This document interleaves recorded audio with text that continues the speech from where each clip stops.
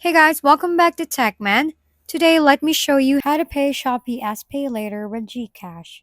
Here's how to pay your Shopee SPayLater bill using GCash. First, open your Shopee app and go to Me at the bottom right corner. Then select SPayLater. Once you're there, tap on Pay Now. You'll see your current and upcoming bills. Choose the one you'd like to settle. Tap Pay Now again.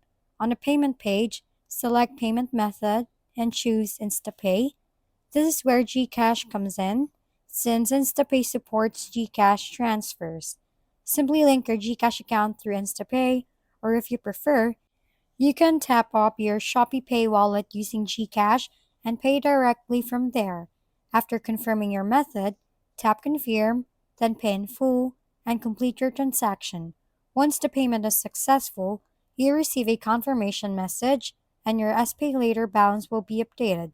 It's that easy to pay your Shopee SPayLater bill using GCash.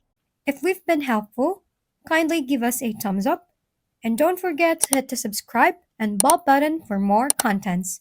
For any questions and suggestions, comment down below.